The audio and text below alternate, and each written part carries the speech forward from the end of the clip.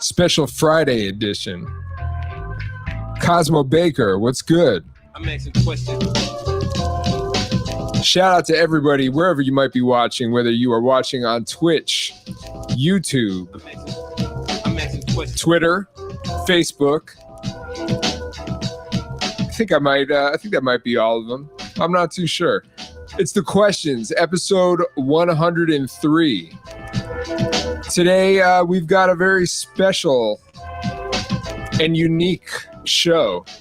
Episode 103 of your favorite hip-hop trivia show. Today, we are celebrating and looking back and reflecting on the bracket tournament that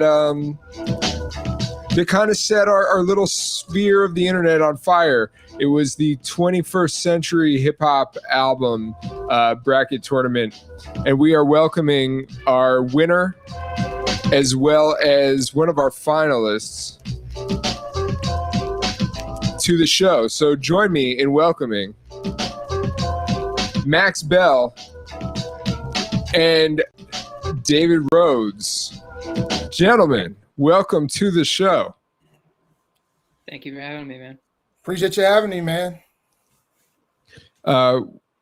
We're going to get into a whole bunch of stuff. Shout out to everybody watching and joining us in various pockets of the internet. Cosmo Baker, I almost feel like I would give you an open invitation if you want to join us. Shoot me a DM. We can maybe have an appearance from, the legendary Cosmo Baker, former guest of the show. But before we get into that, I want to welcome our guests today. We've got Max Bell, who emerged victorious as the grand prize winner in our sort of playoff bracket. And then David Rhodes, who was one of the finalists as well. So, Max, I want to start with you. What was your, internal strategy and feeling during all of the shenanigans that we went through for the better part of almost a month? I think I didn't glance at the winners week to week too much or anything like that. But my strategy when filling out the bracket was just a very rudimentary calculus of like what I've come to believe is popular opinion and what I think questions viewers and followers would pick for those particular brackets. So did you feel like you sort of were those two different things, like your personal preference and then what you thought the general crowd might sort of lean towards? Oh, entirely. Yeah, as it always is. Okay. All right. We're going to get into that. And Max, you are a writer based in LA. You have written for the LA Times, NPR, Spin. How's life? I'm in LA as well, but how has life been for you in the last couple of weeks? Not too bad. I'm living in Long Beach these days. So LA County as opposed to LA, although I'm broadcasting from Santa Monica. I know I'm all over. Wow. Yeah, life's been okay. I have, thank you for mentioning all that I have going on. I write a column for Spin magazine every month that spotlights rising rap talent around the U.S. So the most recent one just came out on Monday, and that was on a gentleman named AJ Suede that I recommend everyone check out, a rapper out of Seattle, though originally from New York. Great. Yeah, we'll definitely be checking for that. We'll talk about that more. Now, David Rhodes, you are on the East Coast, as far as I know. Where are you on the East Coast? I currently live in Rhode Island, in East Providence, Rhode Island. So, was that like a tie-in to your name? Were you drawn to that, or what was or is the Rhodes? Did you adopt that once you moved to Rhode Island? I wish I owned the state, but unfortunately, I don't. I'm originally from the Carolinas. I'm originally from South Carolina. Got it. I'm going to claim being the first person who's ever come up with a brilliant pun to tie the state that you're living in to your last name. I feel like and they still misspell my name, which is incredible. Unbelievable. So what I do know about you is that you are a certified hip hop head. You often amass many recordings as well of the Roots, amongst other acts as well. But I've been downloading and grabbing audio that you have kindly and sometimes, just very nobly uploaded to the internet for years now. So your rap fanaticism speaks for itself in that regard.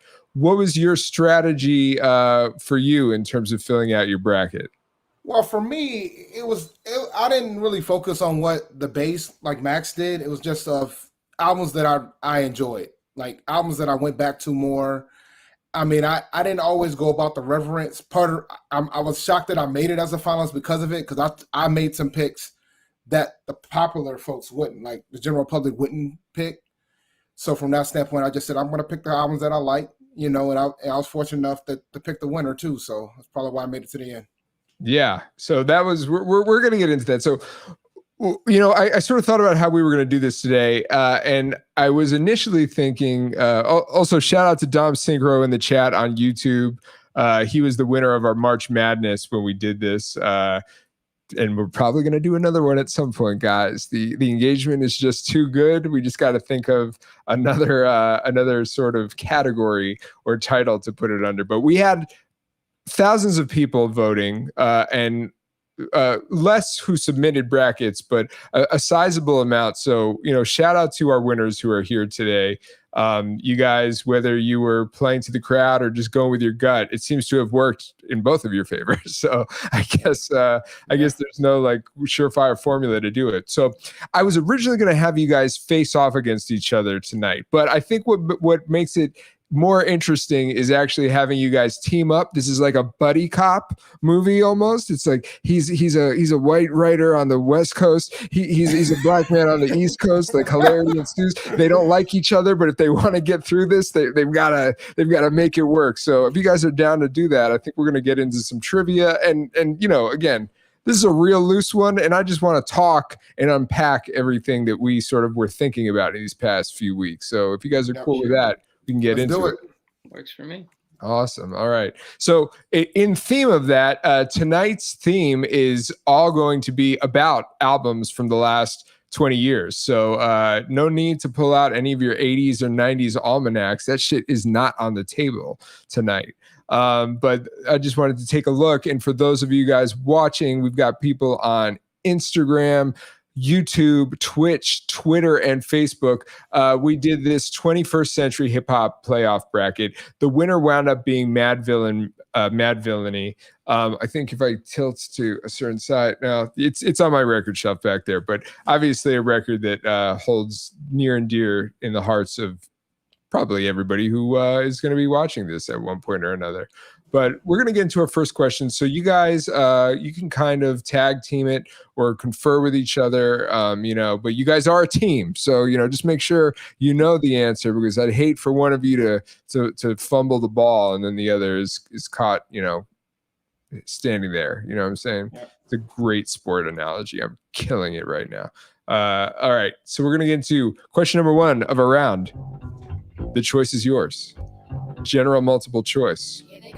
And if you guys want to confer with the chat, I will also allow one per round. We can bring in people in the chat and they will appear on the screen. So here we go. Let's get into it. Jay-Z tapped this producer to get behind the boards on a Black Album song that interpolated a 1990 Madonna single. Was it Kanye West, Just Blaze, DJ Quick, or Timbaland? It's a tough one. I know that several of those producers are on the record. They are. I know Quick is on the record, which some people don't remember. This is a tough one, Dave. I may have to defer to you on this one. I mean, look, guys, let's just be clear. I knew, we have different types of guests with varying levels of expertise who come on this show. I know who was coming on this show tonight. So, I'm not, there's no softballs in here. But, you know that I have the benefit of Google whenever I write anything, right? Well, yeah, that's right. That is correct. If I did, but that would also mean that you have done a lot of Googling in your time, and I would argue that perhaps you've retained some of that information. You'd be mistaken. Well, what are you guys thinking? You guys sort of, are I'm trying to in my head right now. I'm trying to think about DJ Quick was absolutely on this album. Yeah, I'm thinking it's Kanye- quick. I'm thinking quick. I'm thinking quick. I I'm mean, leaning. I'd be fine with that. My only thing is I'm like thinking that Kanye is probably like more inclined to sample Madonna than DJ Quick. But at the same time, DJ Quick interpolated Nirvana on Let's Get Yeah. Down. So he's definitely a 90s interpolator. I'd be fine with Quick just picking him in general. I know I'm Not- probably wrong, but I'm gonna roll with quick.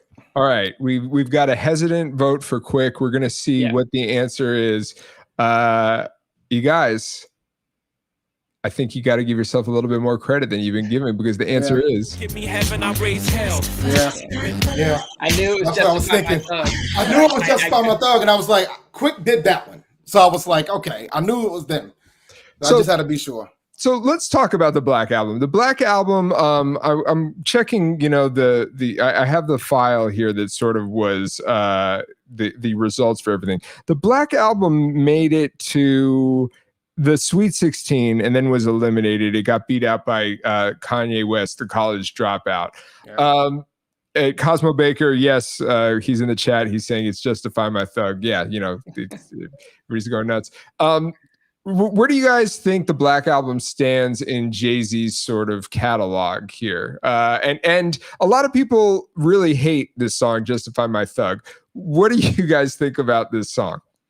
Well, for me, I like this song. I actually enjoyed this song. That's what my memory, I had to get into my banks to remember that Quick did that song. But for me, in the whole hierarchy rankings, I got it third. Third. Max, what about you? Well, I'm curious what Dave has at 1 and 2. Blueprint, Reasonable Doubt, 1 and 2. We are in agreement on all three of those. What is your 1 and 2? What is your 1? Blueprint, Okay, Reasonable Doubt.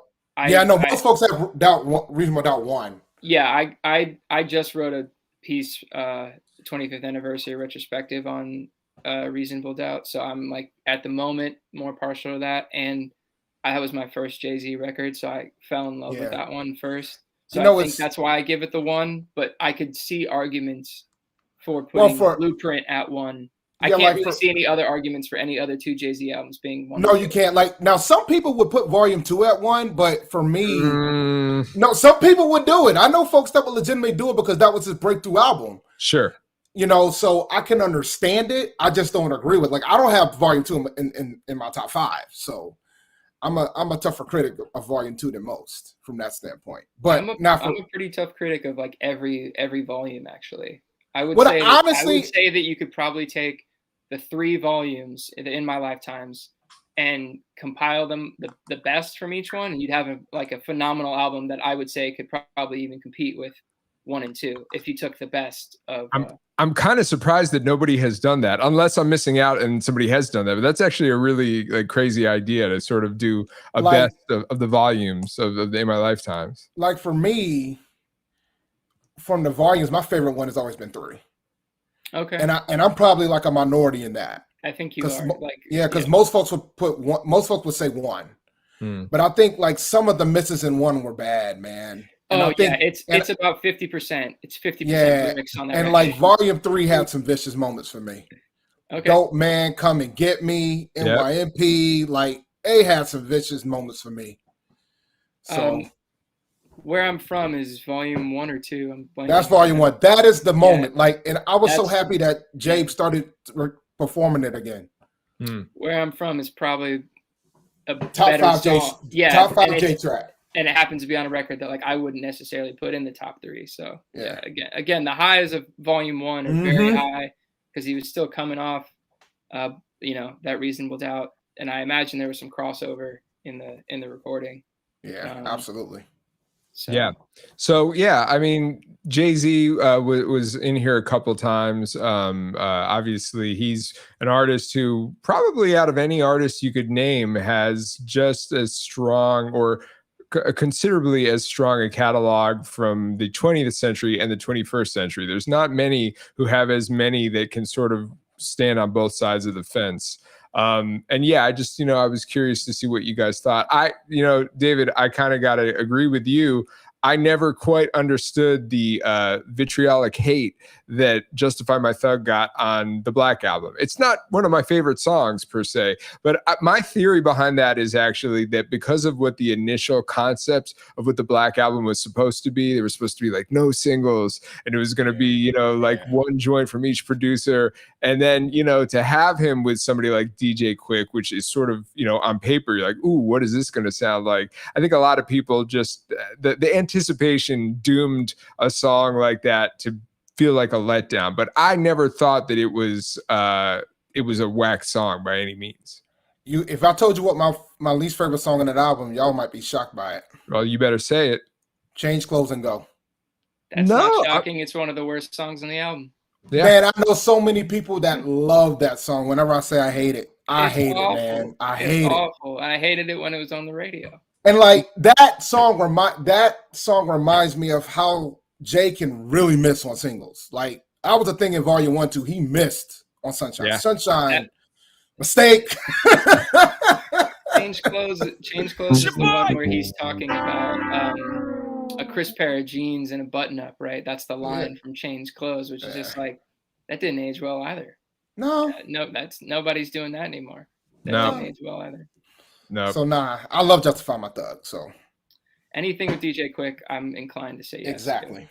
All right. Since I'm here, one says that was trash. He agrees with you there. I don't think that's a hot take. And I'll go a step further. I think that while Change Clothes is not one of my favorite songs, I almost can't listen to Encore anymore because of the Kanye clap. It is such, and if you guys don't know, if you guys are maybe you need to revisit that, anybody watching this, go back and listen to that. That is, Kanye gets a lot of accolades as a producer, but I'm going to go ahead and issue a controversial statement here. Drum programming is questionable at best at times in this man's career. There are some real spotty drums in your boy's discography. Yeah.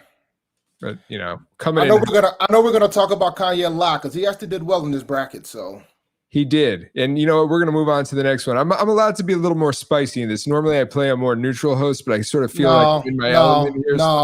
Yeah, we got two okay players in here, man. We're not gonna be we're gonna be spicy in this. Possibly a third. I wouldn't put it past Max. Max might be one too. Max, were you on that side at all at any point? Okay, player. I mean, I read it. But I wasn't part of the message boards. No. Got it. Well, you probably had a healthier life than we had, but I think I might also be just a little bit younger. Okay. Yeah, but remember, man, we run the world, so it is true. Cosmo. Dom Synchro says with the bongos. Yeah, the bongos were definitely calling card of those impeccable yay drums. Yeah. Cosmo Baker says Encore drums are trash. Let's be honest. Hey, man, I didn't want to say it, Cosmo, but you can say that. All right, we're gonna move on because we're gonna meander a lot, so we got to keep a tight ship running here. Which of these Roots albums, speaking of OK Player, which of these Roots albums was the first to be released after the band landed their gig on Late Night with Jimmy Fallon? Was it Game Theory? C. Writing down How I Got Over or Undone. He says C. Max, what do you say? I defer to Dave. He's the Roots expert. C. You gotta know. Right. You gotta know your team. Yeah, you got to play to the strengths. So let's see. How I Got Over. You guys are hearing the music too, right? Yep. Yeah, we can. Very cool. I had a scare last week with Dell, and we went 2/3 of the game, and he wasn't hearing anything. So I was like, ooh. How I Got Over, another album that did pretty well. We had Roots on Roots competition in our bracket where we had Game Theory and How I Got Over head to head. Is How I Got Over the best album that the Roots did in the 21st century? Not for me. Okay, Max, what do you say? I would say I have no real opinion on this one, if I'm going to be honest. The 21st century Roots albums have just been kind of something I've listened to about once, and I just went back to the 90s stuff. Yeah, that's definitely not a hot take. I think a lot of people definitely would agree with you.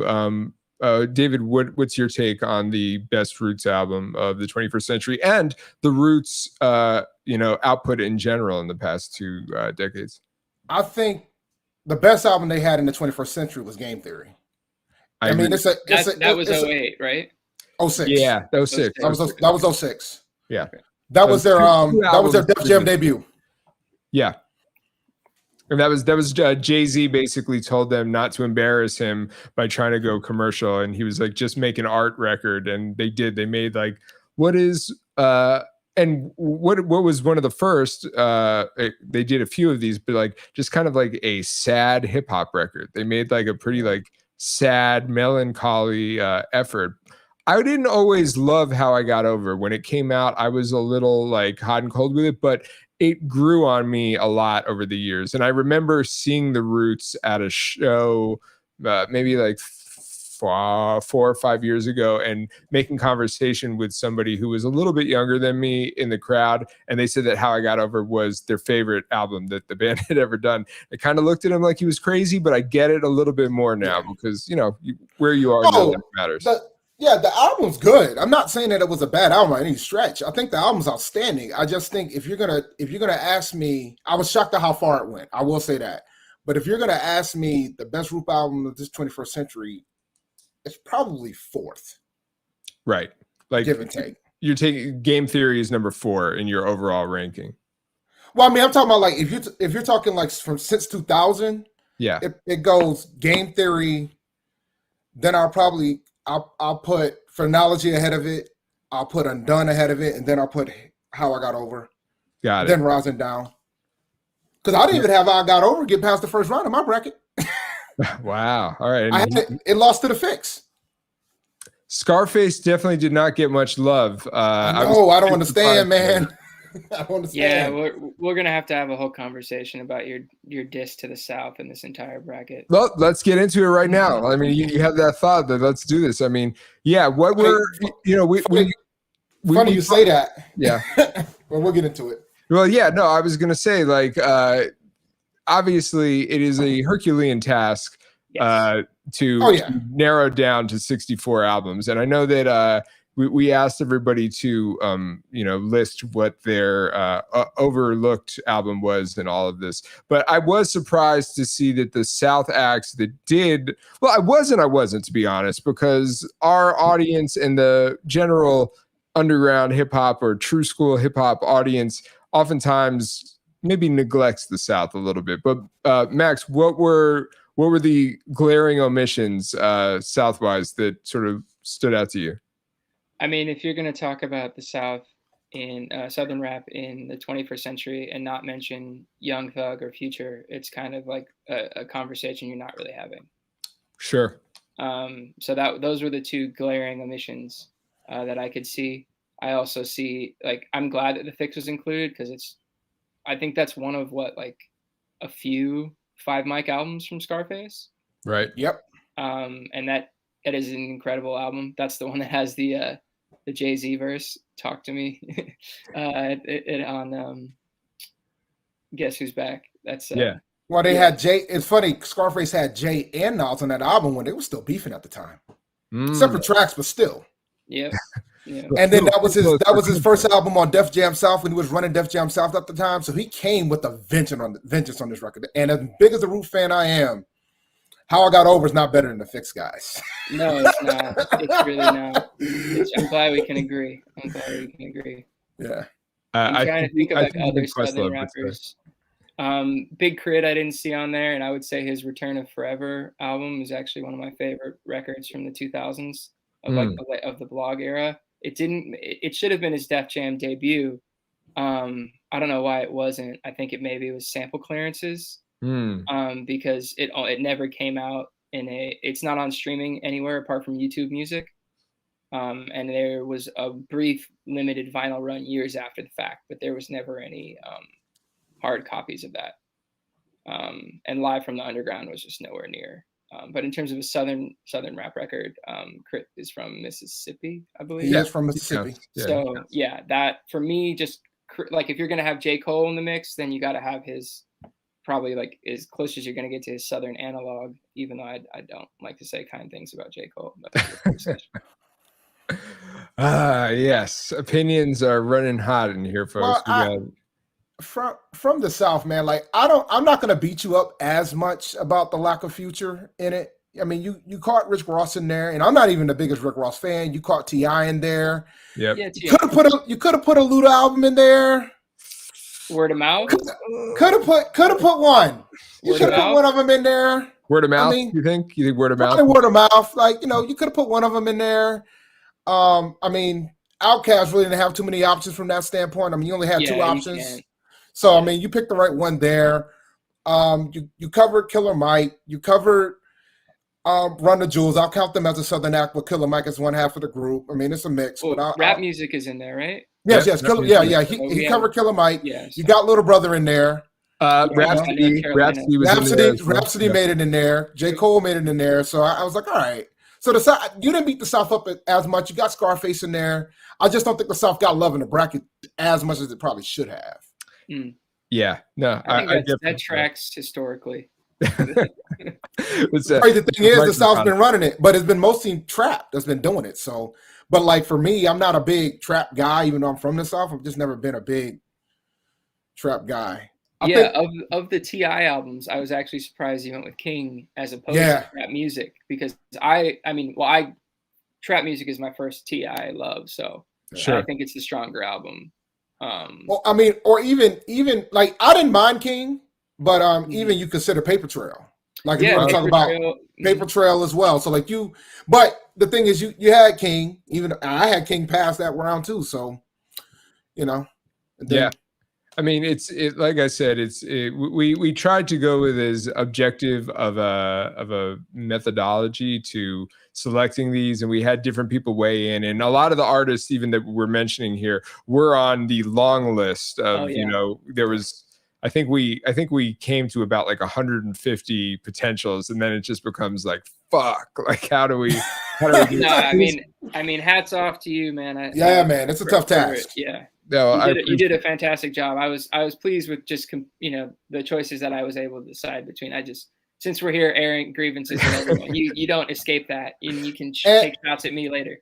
Yes, no, absolutely. Is it really even a successful bracket if it doesn't madden people and get their blood boiling a little bit? Well, you know what? One glaring artist I was shocked that wasn't on this bracket. Tell me.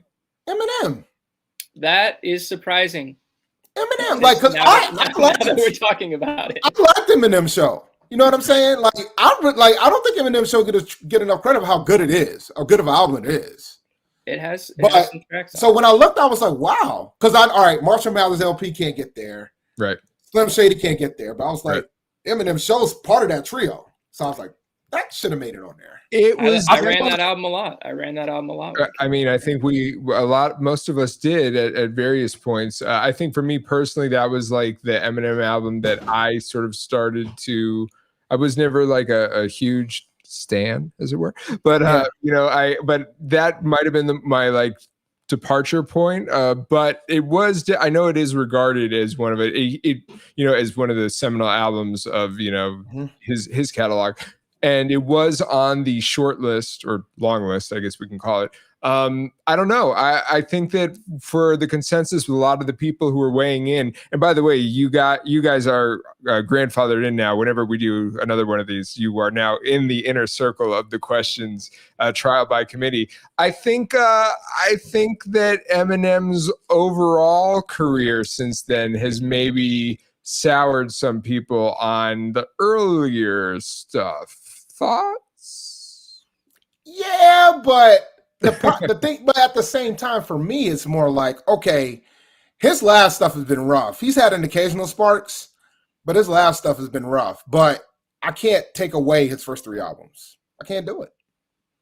Yeah, I mean, I'll be a little bit less polite and say that if Eminem retired after 2003, we'd all be better off. No, I agree. Yeah, I agree. Now, I'm not gonna argue there, but at the same time, yeah, it's to the point now that every album he drops, it tarnishes it a bit. Like he's still in my top 10, but he's slowly falling down below that. So with every album, unless he gets closer to that Eminem show, Marshall Mathers LP range, he's gonna keep falling down my list, and somebody's gonna. He was still shooting 50% when the Eminem show was out. He was still there. All right, guys, we got to move on to our next question. We're going into question 3. Lupe Fiasco has revealed that the song Hip Hop Saved My Life was written about this rapper. Was it Common, Slim Thug, Busta Rhymes, or Scarface? He did an interview and has revealed soon after the single was released that the song was inspired and written about one of these rappers. My gut says Common just because of the Chicago connection.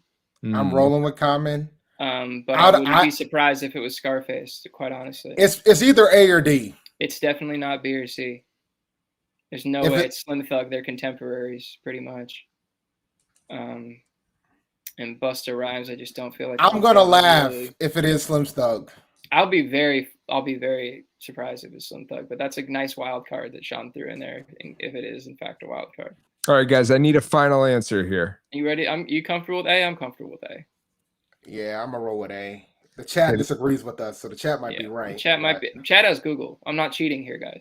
Yeah, they're taking the high road here. What up, Lady Sketch? Lady Sketch is watching on YouTube. Shout out to everybody watching on the various platforms. We're here with Max Bell and David Rhodes. They say that Lupe Fiasco wrote Hip Hop Saved My Life inspired by Common. Let's see what the answer is. Dedicate. Slim was the answer. They all were right. They were right. I have the right to be in denial. Well, I couldn't. Too. What was the explanation, Sean? He basically said, I believe it was an interview with MTV News, that he was sort of inspired by Slim Thug, and he was sort of like looking at his career, even though he was more of a contemporary of his, and sort of wrote from the perspective of a rapper coming up in the South. If Lupe Fiasco has proven anything, especially in the early parts of his career, is that he's going to take the contrarian position to what you think he should be doing, or you're right. His influences. When I was looking at the chat and I was seeing them pick B, I was thinking it's probably Slim. It's probably B. Oh, you're looking at the chat over here. I can get rid of the chat. No, okay. I'll open the chat. Okay, so now we're playing fair game here. But I was going no chat, blind. Nah, because they've been having some dope comments, so that's why I kept. What are you watching the chat on, David? What platform are you? I'm on the Melon app, so I can see the chat too. You can see the chat in the Melon app. I just can't type in it. Got it. Good to know. I'm still learning Melon app as we go along here. So Lupe Fiasco was another guy. Comedian Tony Baker, who's a big fan and former guest of the show, he messaged me at one point and was livid that Lupe Fiasco was not getting enough love in this tournament. Lupe had 3 albums that were in here, if I'm remembering correctly, and did not make it past the first round on any of them. Do you guys think that is outrageous, or that kind of makes sense? I only had one of his albums getting past the first round. Which was? TNY. Testament Youth. Got it. I couldn't deny Merle. Sorry. Yeah. I couldn't do it. I couldn't deny Merle. PMP, Rashad and Dave show. We are with the winners of our playoff tournament to determine the greatest hip hop album of the 21st century. So that's who these guys are. Max, Lupe, thoughts? Yay, nay, lukewarm? As far as albums go, I wouldn't say that he's one of the stronger artists in this bracket. I would say Lupe is more someone I evaluate on more of a verse to verse basis than even a song to song basis. The thing is, he had some dope albums, but the problem is he ran into some tough competition. Like he went up against the Minstrel Show on one of them.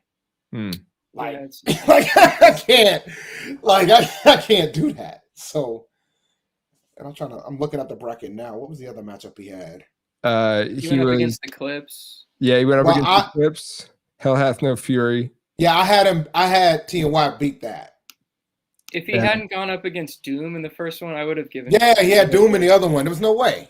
There was no way he was going to beat him. No way. Yeah. So that was just a tough draw for Lupe because Food and Liquor is a good album.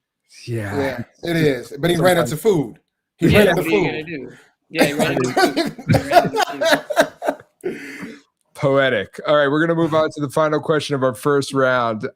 Speaking of food, man, guys, when the transitions work like this, There you go. you know, there's a higher power. What food is not in a song title on MF Doom's Food? Is it beer, beans, gumbo, or knishes? One beer. It's not It's A, beans. it's not D. I'm pretty sure it's B. It's beans. I'm pretty Because sure it's B. gumbo was a track. Rap snitches. Tell them Yeah, bitches. So, yeah, rap yo. snitches, knishes, and Yeah. one last beer left. Yep. So Yep. Yeah. Yep. So it's beans. We got Beans. some Doom heads. it's gotta be beans. I picked this Sure. beat because it's like sounds almost like farting, There right? you go. And beans. Yeah, I see what you did there. Yeah, you see what I did. MF Doom obviously was very victorious in this whole thing.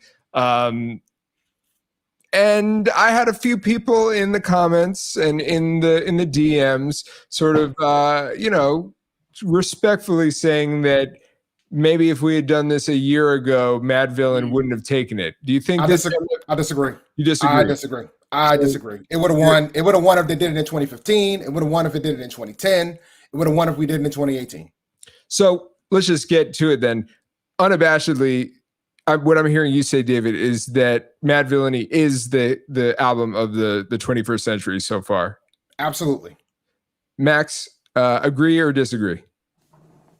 It'd be a tough one to disagree with. I mean, I don't know if there's another record that wherein the rapper is that technically proficient, the production is that inventive and avant-garde, and is that respected by a variety of like rap spheres. I mean, because you have the Stones Throw Underground contingent, but that record crossed over. I mean, there's still that footage that I watch, when Doom passed, of Mos Def just wilding out in the studio about how great, incredible of a lyricist Doom is. I don't think there's even a rapper, contemporarily, even amongst all these SoundCloud kids. I'm gonna sound really old and just saying that. I wish I had gone with a different choice of words. Who don't know who he is. I mean, and the Tylers are the creators of the world, respect him and love him. I just don't know if there's another rapper who crossed generational and rap spheres in the same way that Doom did. I mean, part of it's the persona, I mean, that mask and the packaging of it, Iconic. Shout out to Eric Coleman of Mochilla who shot the photo for that one. So yeah, it's a tough one. I don't know. I mean, and like Dave was saying, I don't think that his passing, rest in peace, had really anything to do with that.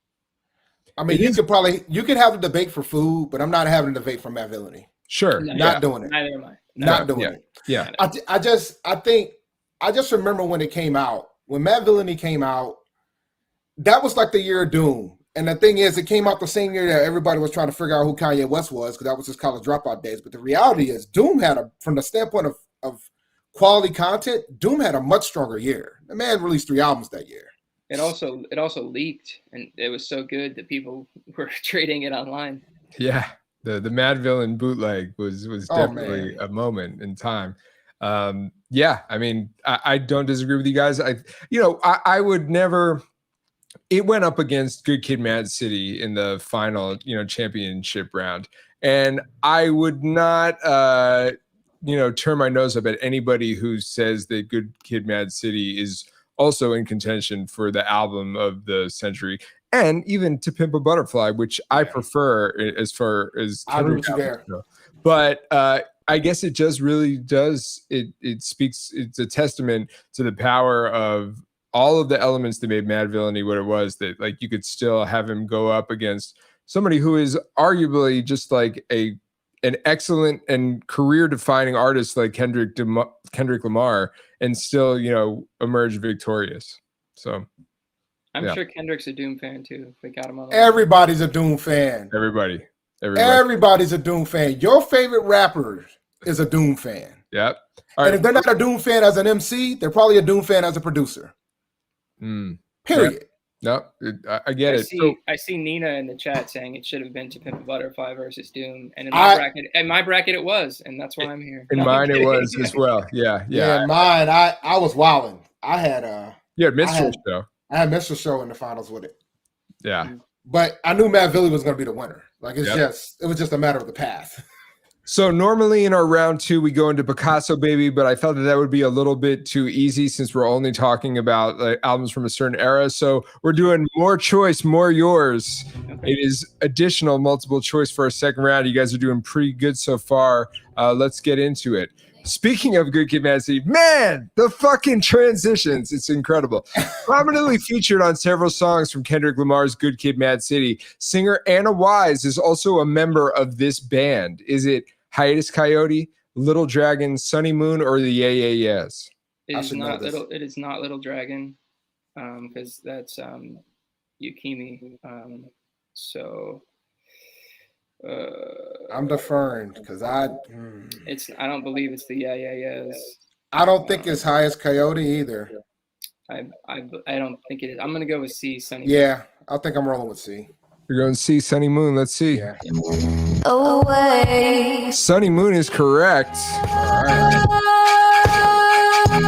Very dope Brooklyn kind of multi-genre band. And yeah, Anna Wise obviously played a pretty pivotal part in both Good Kid, Mad City as well as To Pimp a Butterfly. She was pretty heavily featured.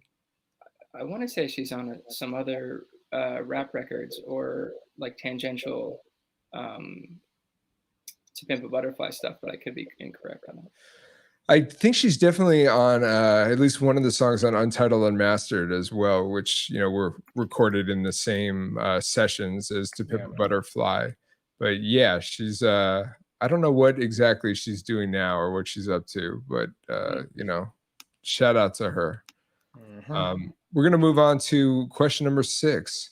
The Minstrel Show. Little Brother's major label debut, The Minstrel Show, featured this celeb as the host of the album's fictional television program. Was it Chris Hardwick, Diallo Riddle, Neil Brennan, or Peter Rosenberg? Who played the host of The Minstrel Show on the album?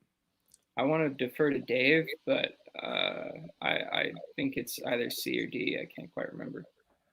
Rosenberg was definitely on the album.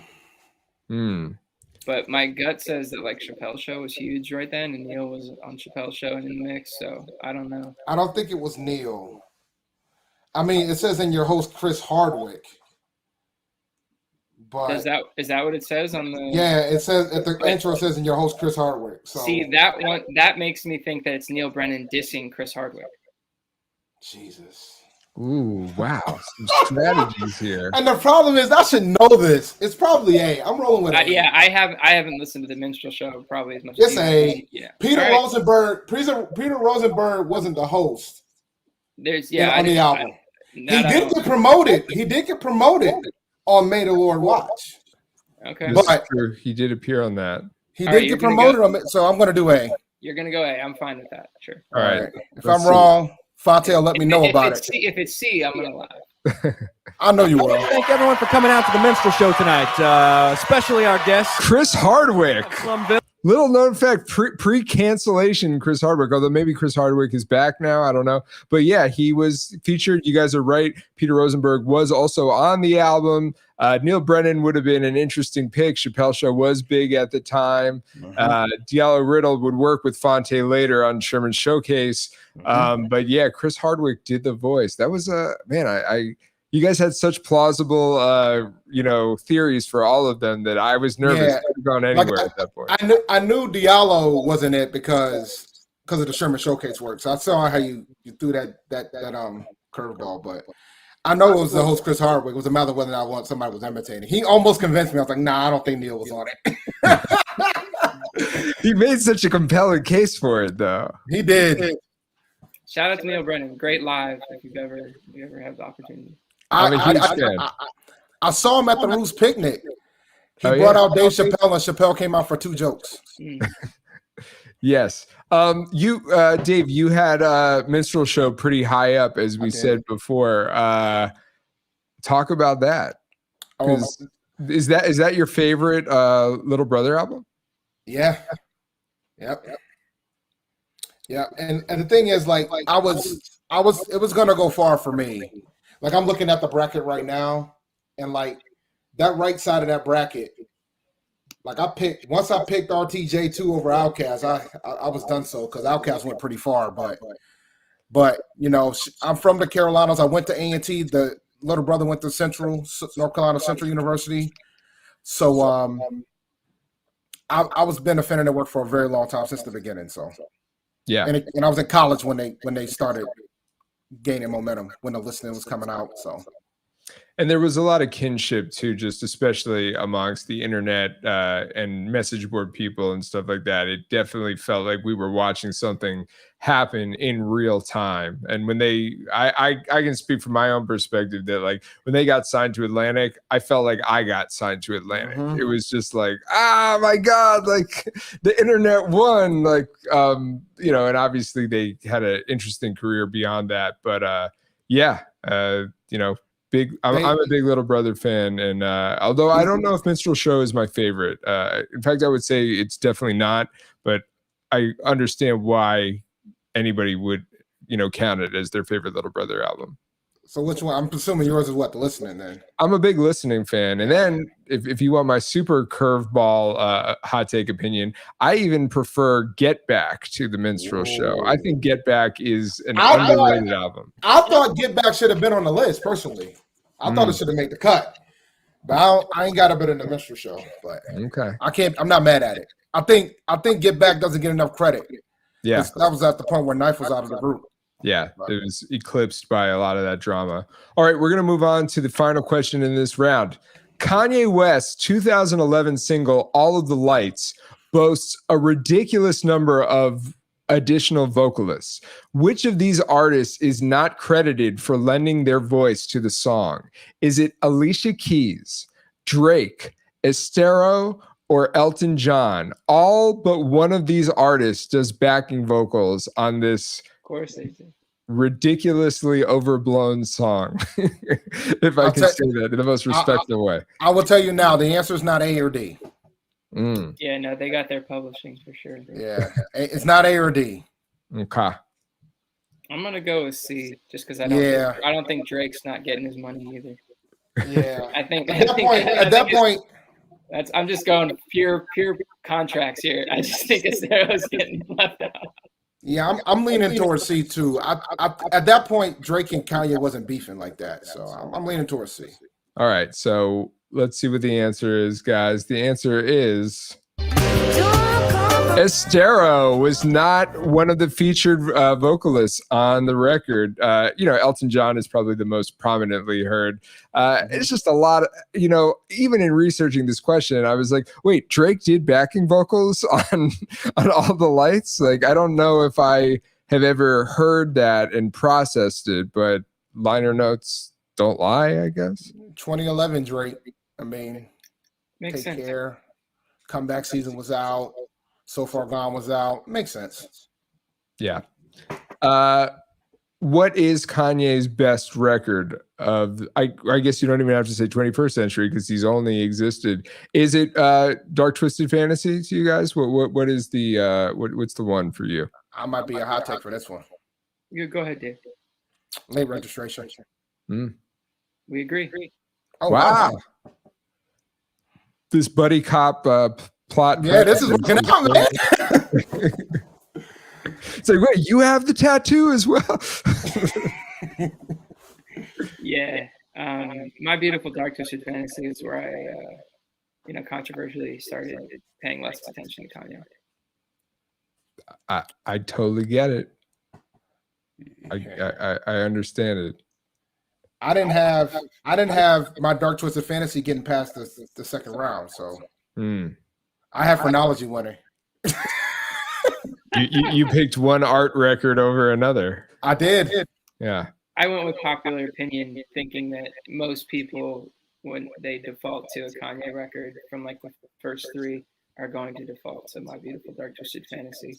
I feel like a lot of people don't remember College Dropout in the way that I would think they might. I mean, I went to Amoeba here in Los Angeles and bought the Con Louis Vuitton Don mixtape, physical hard copy. That's how big of a Kanye fan I was. Like, when I heard Through the Wire, I needed it, and I was like, oh, I wasn't illegally downloading things at that point, so or I was, and I couldn't find it, one or the other. But that one actually has like some Old Dirty Bastard stuff that he did. Called "Keep the Receipt." There's a Kanye Old Dirty Bastard song that I don't know if that ever came out, but College Dropout, I think, is very close neck and neck for Late Registration with me. I just think that the songwriting might be better on Late Registration. Mm-hmm. The rapping, bar for bar rapping, might be better on College Dropout because it's more of that. But in terms of like Kanye moving a more pop direction, I think the songwriting is better on Late Registration. I think that the rapping even is better on Late Registration, but I'm going to throw in a curveball here. My favorite Kanye album is Graduation. I liked it when he sort of simplified a little bit because he might have had more writing going on, but I don't necessarily think he was ever technically a great rapper. And I think when he loosened up a little bit on trying to be impressive and just was admittedly writing for the stadiums, I think that it worked to my ears a little bit better in his favor. So I'm a Graduation guy. Yeah, like for me, Graduation, like I've always learned, like either you're gonna have Graduation near the top of that heap or you're gonna have it near the bottom. Yep. So for me, it's closer in the bottom. Like Dom in the chat said that Graduation trimmed the fat. Do you agree with that, Dave? Nah. There's some moments in Graduation that I think he could have trimmed a little bit more. You don't got love for drunken hot girls? Let it be known then. I do not. I'm not mad at that, actually. That's a tough sell in any market, I gotta tell you. No, man. And when you hear that Mos Def is on a song, that's not what you're looking for.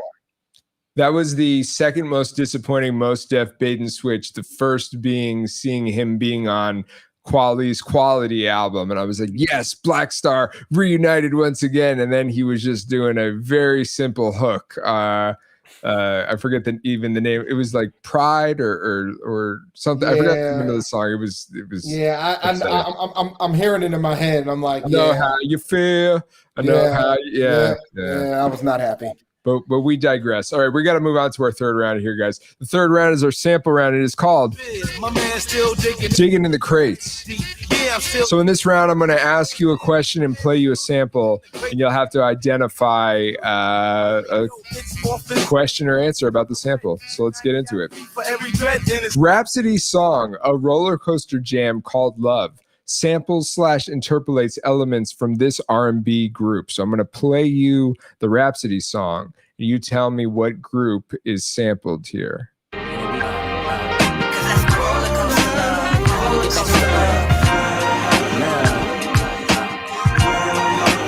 Is it En Vogue, Guy, Mint Condition, or Tony? Insecurities don't help at all. There's still love there. Hope he don't stay upset for long. I'm play it again.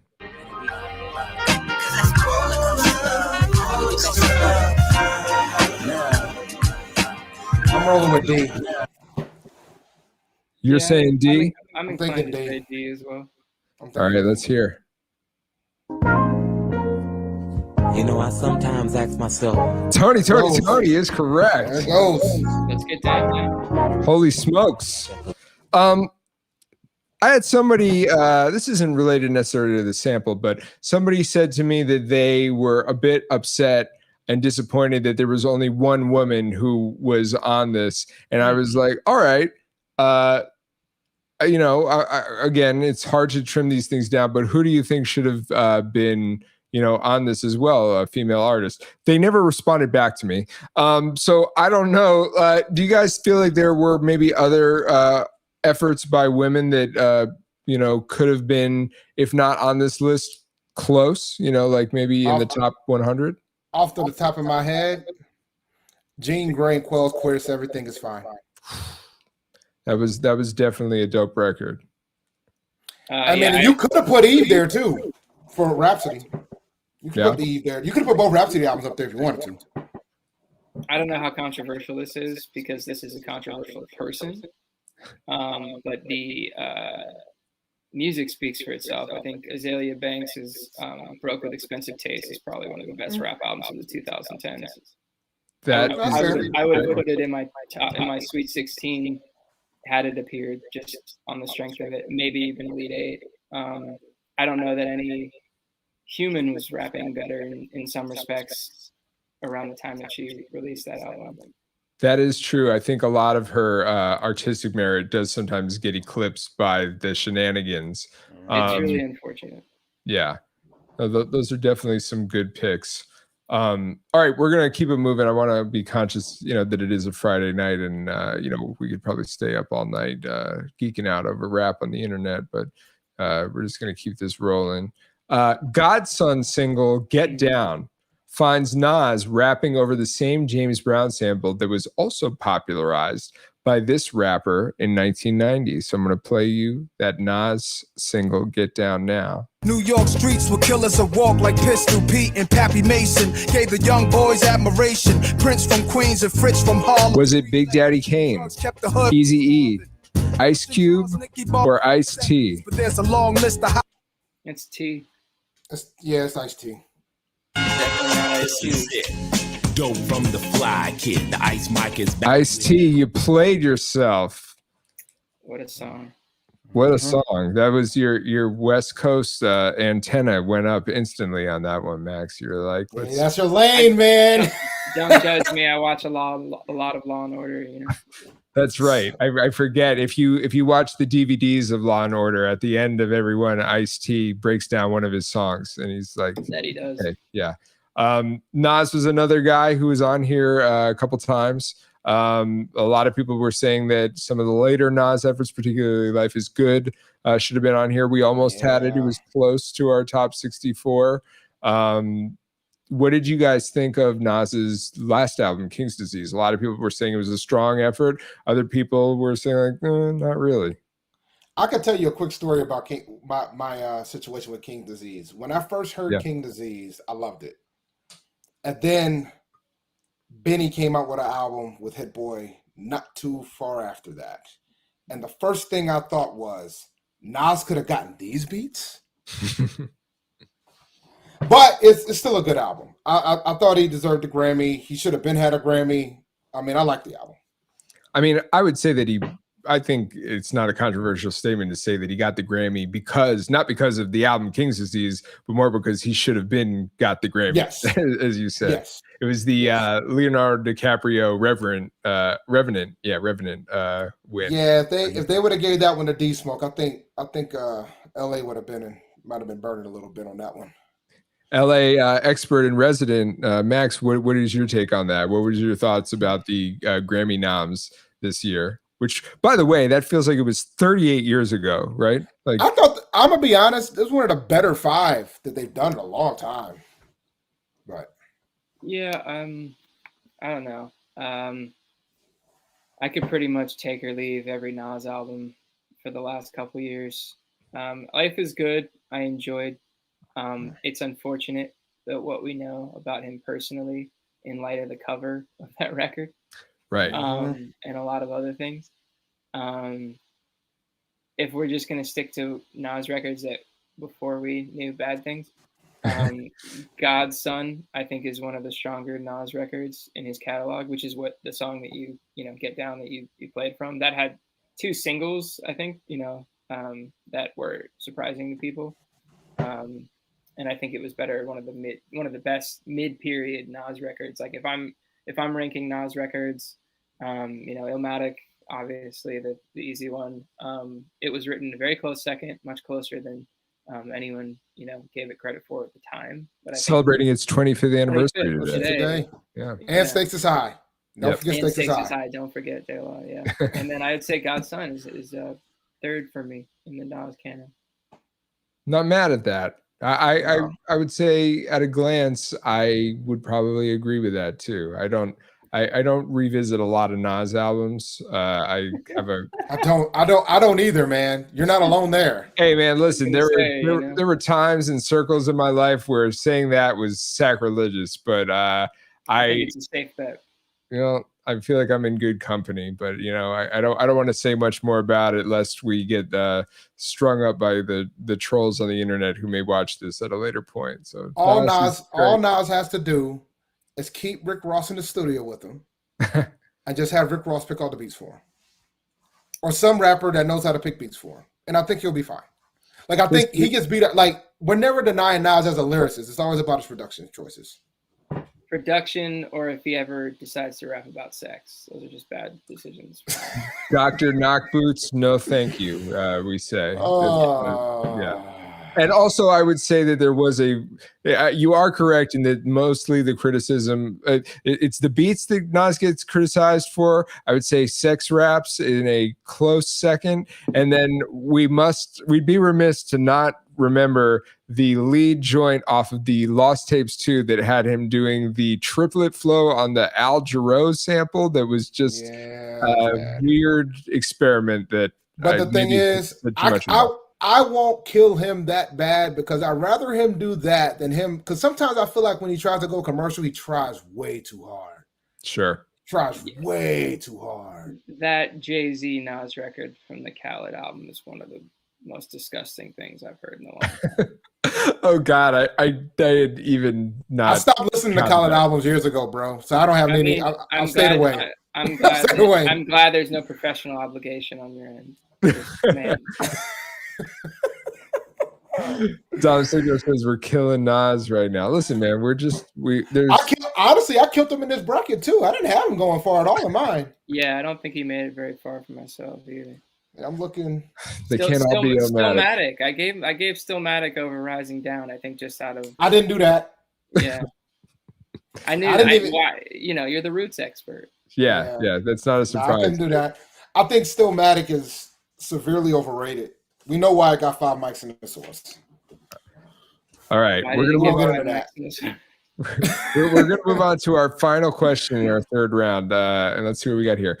The drum break on Yoko Ono, Plastic Ono's band "Why Not" was sampled on a song by a Detroit rapper that featured this artist. So this is a little complicated. This is tricky. Yeah, we're gonna listen to this. Very tricky. We're listening to a Plastic Ono sample that was sampled on a song by a Detroit rapper that featured one of these guys on it. So I'm going to play you the drums first and foremost.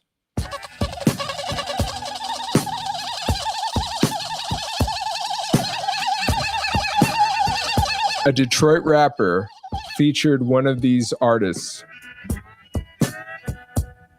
on these drums.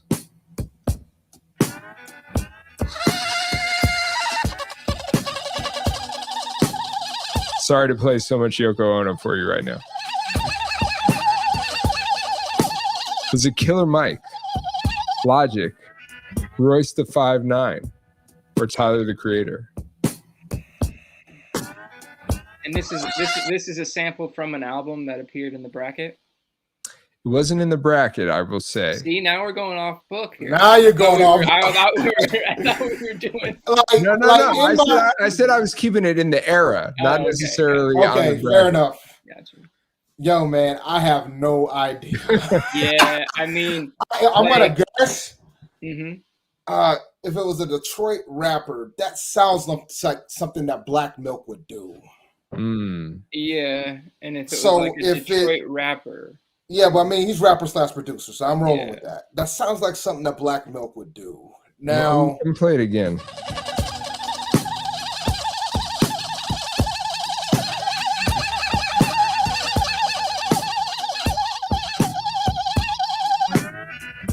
Can you tell me who produced the song, or is that giving away too much? I cannot. How many lifelines does one get on this show?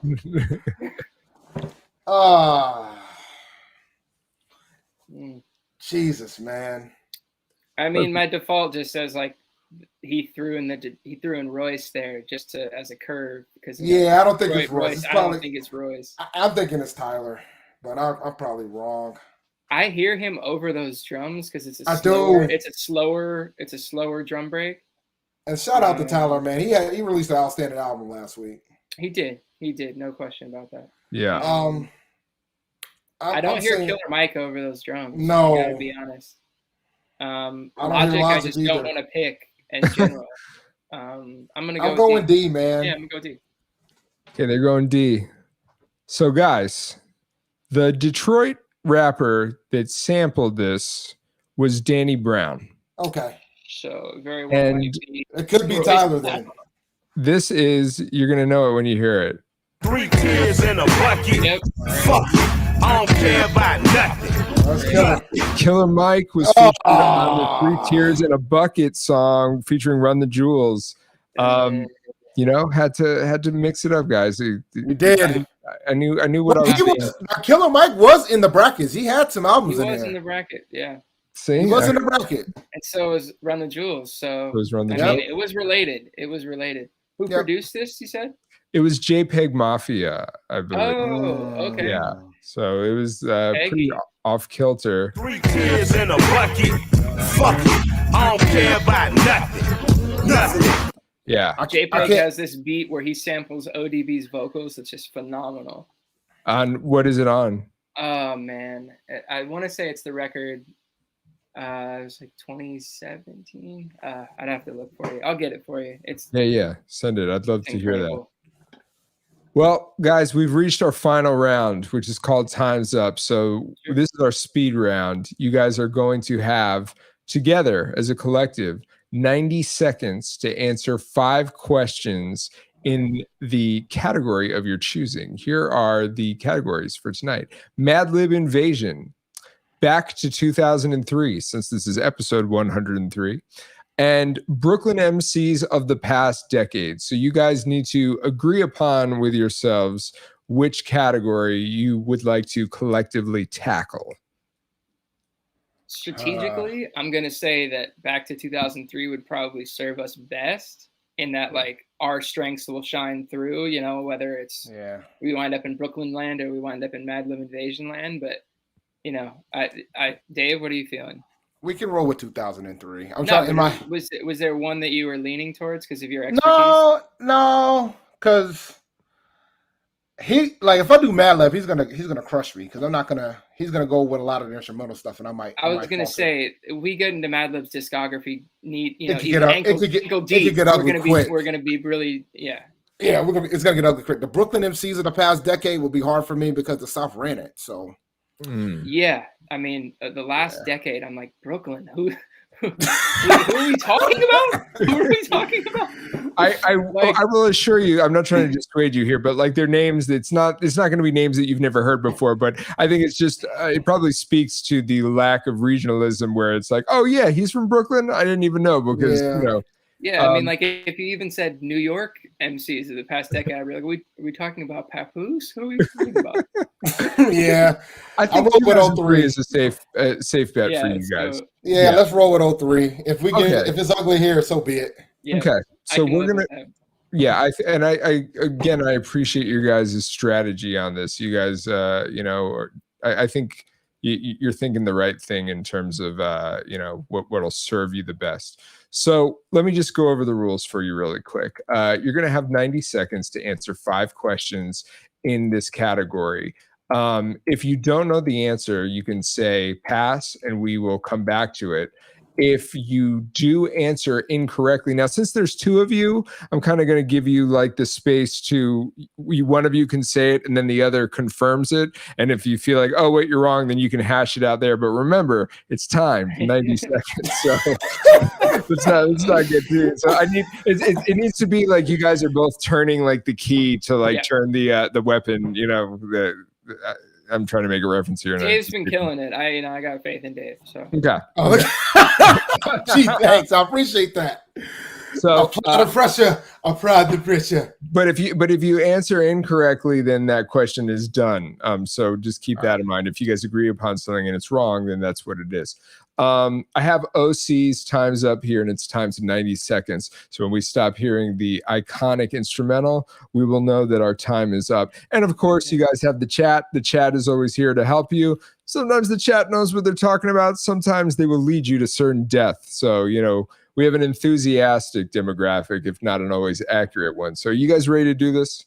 Yep. Yeah, let's do it. All right, we got Max and Dave. They are doing back to 2003. 90 seconds is on the clock. And here we go. This rapper's debut studio album had the highest first week sales in 2003. Kanye 50 West. Cent. Oh wait, no, yeah, 50 Cent. You're correct. 50 Cent is correct. You're correct. Nelly, P. Diddy, and Murphy Lee released the single Shake Your Tail Feather on the soundtrack to this 2003 action film. Bad Boys 2. Bad Boys 2?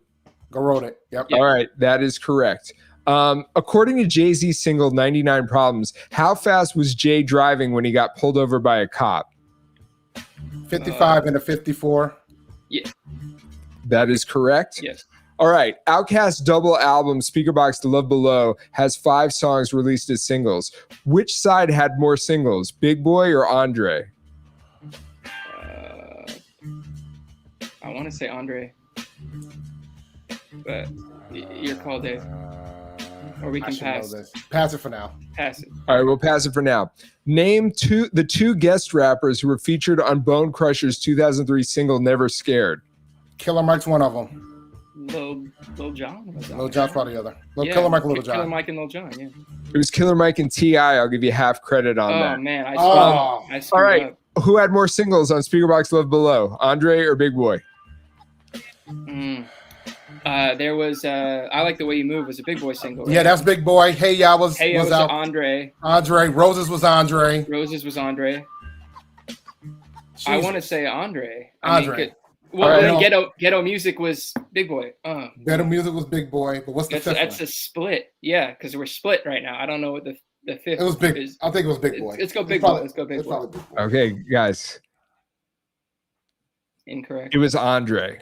Oh, it was Andre. Because there was a split single that was released that was Prototype and Ghetto Music. Oh, that is right. Technically puts Andre one above. That's Andre had I forgot. Prototype. Yeah, I forgot Prototype was a single. You guys were so on the right track, and then it started to veer off. No matter what, I want you to know that you are champions in our eyes. And he goes with the graduation song. Of course. You knew what it was. I told you what it was going to be. I'm going to total up your score. Now, normally, we like to ask people who of their contemporaries or people that you guys know, who do you think we should have on the show next? So think it over, whether or not it's somebody you're a huge fan of, or maybe, artists or writers or media personalities or people that you think we should get. We operate well on the recommendation system here. So who should we have on the questions next, guys? Who would you challenge? From some writers that I know, definitely Pete Tosiello. Who writes for Pitchfork and Passion of the Weiss. And I think he does book reviews for the Washington Post, but I don't know anybody that knows New York rap better than him in my circle.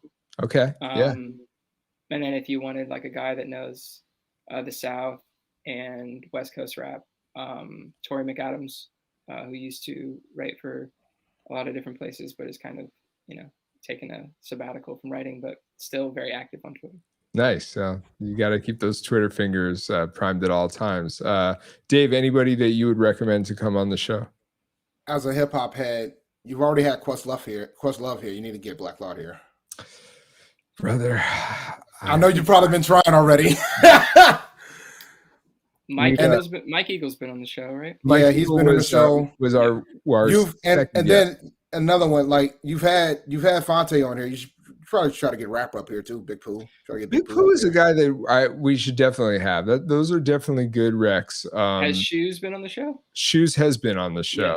Yes. Yeah. Okay. Yeah, he's another great guy. Off top. Yeah. Sneak Mad Lib out of his closet.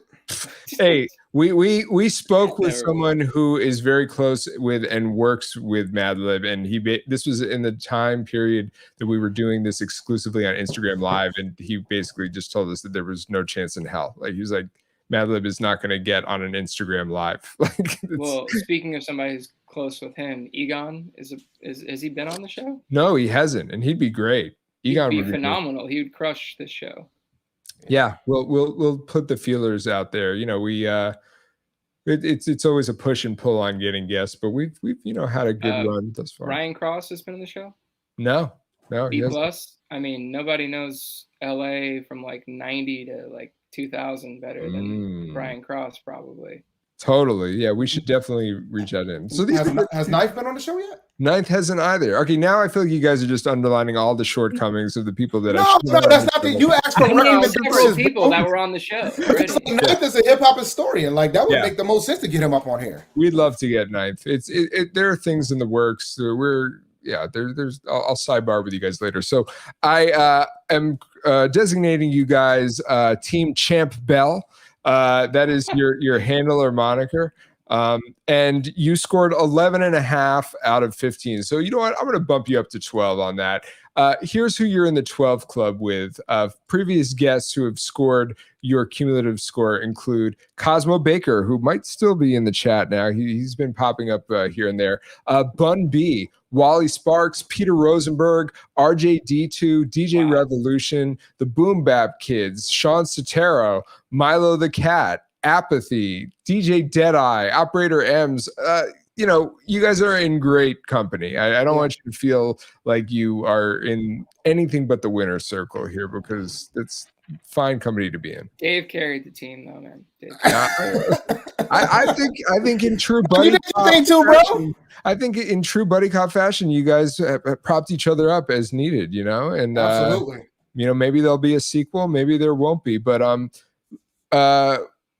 first of all, congratulations and thank you, but even beyond congratulations, because I'm not writing you guys a check or giving you guys a car. So like, it's more so that I'm just appreciative to you guys and people like you who partake in, discussions that so many people that we might encounter in our lives in the real world feel are useless and fruitless and very important to us. So thank you, first of all, for doing that. And thank you for joining us tonight. This was really fun, and it's cool to put some faces and voices behind names that, I've seen a lot in internet circles. Absolutely. This was fun. Yeah, man, it was a great time, and thank you so much for all the effort that goes into, putting together the bracket, tallying the votes, doing the show. I know that it's probably a one-man job, and that's a lot of work for one man. Yeah, well, Absolutely. I have one more question for you guys then. If we were to do a third bracket, like when we did this one that we just did, best hip hop album of the 21st century, and then we did one that was just best hip hop album, but we kind of skewed it a little bit by basing it on what like posts people had liked previously. So it was sort of like a weird, like, you chose it before. So like in weird ways, like if like Nas's Illmatic didn't make it on there because it just didn't get as many likes as other posts did. So I say that all that to say, if we were to do a third bracket topically, what do you guys think would be a good one for us to do? What do you think would be interesting for us to sort of determine the best of? And I realize I'm putting you on the spot here. Yeah, it just depends on how niche you want to get. Because like I did like a best G-Funk songs list with my homie Tori that I mentioned earlier for Fact Mag a few years ago. And like, I would love to vote on the best G-Funk album. Like, because there's a lot of material within this, from at least from like what 91, if you want to say it starts with like, the first Quick record, and then going to at least, you can go all the way to YG's Still Brazy as like a neo G-Funk record. So there's a lot to cover there, and you're gonna get a lot. Another way you could go too is you can go independent versus major, have two separate brackets, have an independent bracket, independent hip hop bracket, and do one for just the independents and do one for the majors. But we just saw with the 21st century, the independents can still win this thing because, Villainy won this, but. Yeah, then you have to get into a whole splitting hairs argument about what's independent, and Chance the Rapper gets in there, and then, it's all screwed up.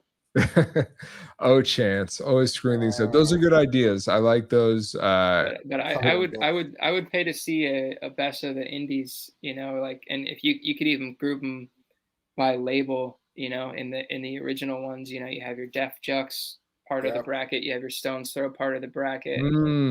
That would be a really fascinating. You could put Mellow Music Group in one of them. Put Mellow Music Group in a definite shout out to Mellow Music Group. You know, the best of the indie labels, and you could have each label battling in their own thing, and then them all kind of converging. It would stir the pot quite a bit. Yeah, Dom said best producer on the Mike album. That would be so hard, man, because there's so many rapper producers now. That's true. You got to decide how you're going to count it. So, like, are you going to count Dre? Are you going to count Madlib? And then which part of Madlib are you counting? You got to count Quasimodo. Exactly. Laura Quaz, man. These are all good ideas. I like the idea of sub-genre. I like the idea of the indie. These are ones that we've kind of I sort of have a short list now that I'm looking at. I also had sophomore albums. Oh, I like sophomore albums quite a bit. I think that makes things fascinating. Yeah, slump is the cliche. Yeah, you could do sophomore albums, man. Poor Hove. Yeah, I mean, I'm all about creating things that will hopefully move away from the same tired debates. You know, like you could do one based on just hip hop groups too. Do like you could separate it. Like you can do 90s to 2000s, just groups. 21st centuries, just groups. I'm predicting a runaway in the sophomore album for Marshall Mathers LP. I'm predicting. If it makes the cut, it has to make the cut. It has to make the cut. But is Marshall Mathers LP his second album or his? It would be Slim Shady. It would be a Slim Shady because of Infinite, right? You're it would be Slim Shady. And then how do we possibly tackle Kendrick? You know, like Kendrick will be Good Kid, Mad City. That I guess, if you want to consider Overly Dedicated an album, but I wouldn't count Overly Dedicated. In that case, you would say Section 80 would be a second one. Yeah, if you go Section over 80, you could go. I mean, sorry, I misspoke, but I was actually meant Section 80 when I said Overly Dedicated. But now we've unlocked, So. Yeah, and that's a 10th, and it's a 10-year anniversary of Section 80 today as well. It is. I'm just, anything if I can achieve the three point of the Venn diagram of something that gets people excited, something that gets people a little upset, and something that will have people I don't know on the internet telling me I don't know what I'm talking about and I'm wrong. That's like just the trifecta, the hat trick. So by the way, man, even if you count Good Kid, Mad City as a second album, there's no way. AT Aliens is problematic. I'm gonna tell you. Dom is talking about it. AT Aliens is problematic. Like AT Aliens is problematic. Oh my god! Problematic in what respect? Like I think AT Aliens will go really far. Oh, you're saying it's like a problem in No, it'll be really. What did they say? No, as in like it'll go really far. Like Final Four easily. So we'll explore. I mean, I think sophomores. The runaway. Man, that would be stimulating the most think The Infamous. that might be. Man. I mean, you get some really fascinating. What do we get? What do we get from Ghostface? Sophomore album would be Supreme Clientele. Whoa, mine just. So we're gonna see. That's the one. I like a few. I think your biggest challenge is getting it down to 64. Oh, guys, you have no fucking idea, and you are now corralled into helping me. This free of charge, of course. Yeah, congratulations, class. Sorry, gentlemen, thank you so much for joining tonight. This was a lot of fun. Make sure you guys follow Champ D 1012 and the Max B. I have one additional plug. Okay. Follow Champ D1012. That's my personal, but also follow my podcast, which is the Panther Nation podcast at Panther Nation PC. Panther Nation PC. Follow it. It's a great anthropological podcast about Panthers and I'm just NFL and fantasy, baby. Okay, we'll allow it. Shout out to everybody who watched on the various platforms. You can catch this. It'll be archived on our YouTube channel. We'll see you next week. We have a lot of great guests booked. So we'll see you real soon. But thank you guys. And we'll see you next week. Peace. Thanks, guys. Y'all have a good one.